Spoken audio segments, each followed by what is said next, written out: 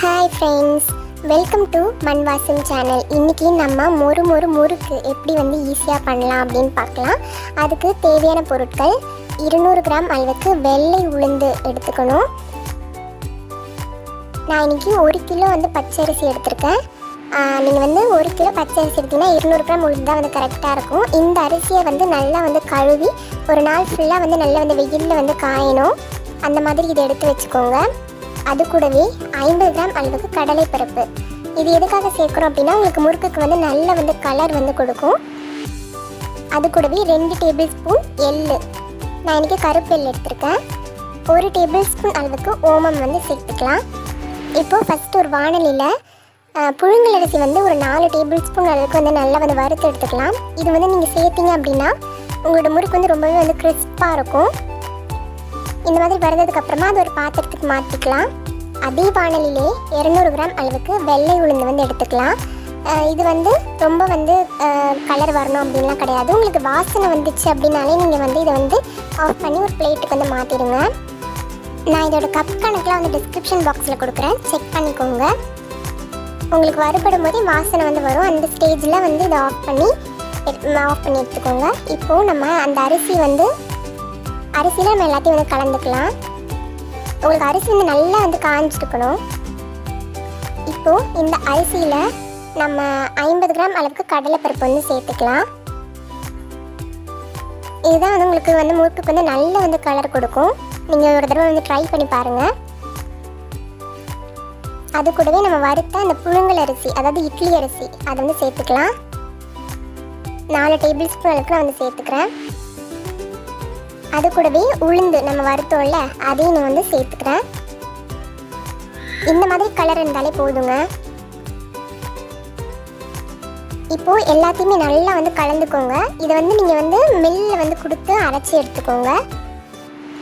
உங்களுக்கு அப்போ தான் கரெக்டான அந்த பவுடரை அரைச்சி கொடுப்பாங்க. நீங்கள் இந்த மாவுலேருந்து நான் இன்றைக்கி 2 கரண்டி உங்களுக்கு நான் செஞ்சு காட்டுறேன். இந்த மாவு நீங்கள் 6 மாதம் வரைக்கும் ஃப்ரிட்ஜில் ஸ்டோர் பண்ணி உங்களுக்கு எப்பப்பெல்லாம் முறுக்கு செய்யணும்னு தோணுதோ அப்போ நீங்கள் செஞ்சுக்கலாம். இப்போது நான் 2 கரண்டி அளவுக்கு நான் மாவு சேர்த்துக்கிறேன்.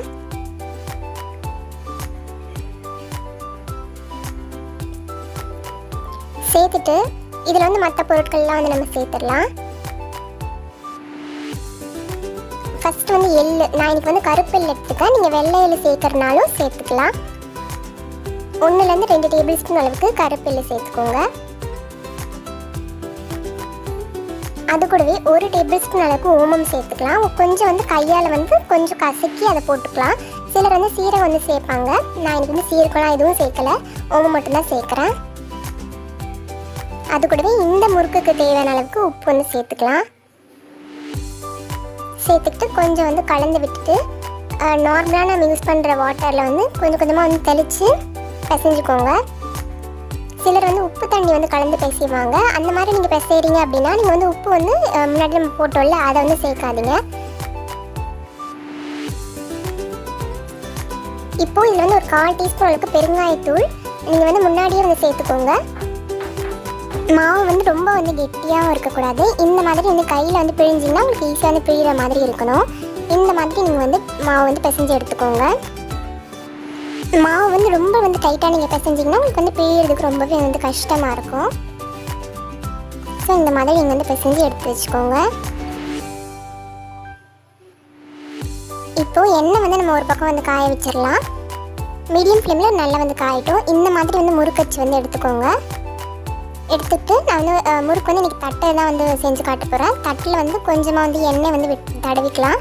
அப்போ தான் உங்களுக்கு முறுக்கு எண்ணெயில் ஈஸியாக விழ ஆரம்பிக்கும். இதில் எண்ணெய் தடவிக்கோங்க. அதே மாதிரி நம்ம முறுக்கு வச்சு வச்சுருக்கோம்ல, அதுலேயும் நம்ம இந்த எண்ணெய் தடவிக்கலாம். தடவிட்டு நம்ம எடுத்து வச்சுருக்கூடிய மாவுலேருந்து கொஞ்சமாக ஒரு பாட்டை இதில் சேர்த்துக்கலாம். சேர்த்துட்டு முறுக்கு சுற்றி போட்டிங்க அப்படின்னா இந்த முறுக்கோட ரெசிபி ரொம்பவே ஈஸியாக முடிஞ்சிடும். நீங்கள் ஒரு 2-3 சுற்றினாலே போதும். ரொம்ப சுற்றிடாதீங்க, உங்களுக்கு வேகவும் வேகாது. அதே மாதிரி உங்களுக்கு அவ்வளோ கிறிஸ்பாகவும் இருக்காது. இப்போ அந்த எண்ணெயில் நம்ம அதை போட்டுக்கலாம். நீங்கள் 2-3 முறுக்கு போட்டுனாலும் பரவாயில்ல, மேலே மேலே போட்டுறாதீங்க. அப்புறம் உங்களுக்கு தனித்தனியாக முறுக்கு பிரிஞ்சு வராது. 2லேருந்து 4 முறுக்கு வரைக்கும் நம்ம ஒரு வானிலையில் வந்து போட்டு எடுத்துக்கலாம். உங்களுக்கு பெரிய வானிலையாக இருந்துச்சுன்னா நீங்கள் எக்ஸ்ட்ரா கூட வந்து சேர்த்துக்கலாம். உங்களுக்கு அந்த பபிள்ஸ் வந்து அடங்குற வரைக்கும் முறுக்கு வந்து நல்லா வந்து வேகணும். நம்ம கடலைப்பருப்பு போட்டுருக்கிறதுனால நமக்கு நேச்சுரலாகவே வந்து கலர் வந்து ஈஸியாக வந்து உங்களுக்கு கிடைச்சிரும். இப்போ பாருங்கள், உங்களுக்கு வேகும் போதே வந்து கலர்லாம் நல்லா வந்து தெரியுது. உங்களுக்கு ஒயிட்டாக வேணும் அப்படின்னா நீங்கள் வந்து முன்னாடியே வந்து எடுத்துருங்க. கொஞ்சம் வந்து நல்லா வந்து கலராக தான் வேணும் அப்படின்றவங்க கொஞ்சம் நேரம் கழித்து நீங்கள் வந்து எடுத்துக்கலாம். இப்போ பாருங்கள், பபிள்ஸ் வந்து நல்லா வந்து அடங்கிடுச்சு. நம்ம எடுத்து வச்சுக்கலாம். இப்போ அதே மாதிரி எல்லா மாவையும் நீங்கள் வந்து சுட்டு எடுத்துக்கோங்க. அவ்வளோதாங்க. இந்த முறுக்கு வந்து இந்த தீபாவளிக்கு நீங்கள் ட்ரை பண்ணி பார்த்துட்டு எங்கள் வீடியோவை மறக்காமல் லைக், ஷேர், கமெண்ட் பண்ணுங்கள். கூடவே சப்ஸ்கிரைப் பண்ணிவிட்டு பெல் ஐக்கானையும் கிளிக் பண்ணிக்கோங்க. தேங்க்யூ.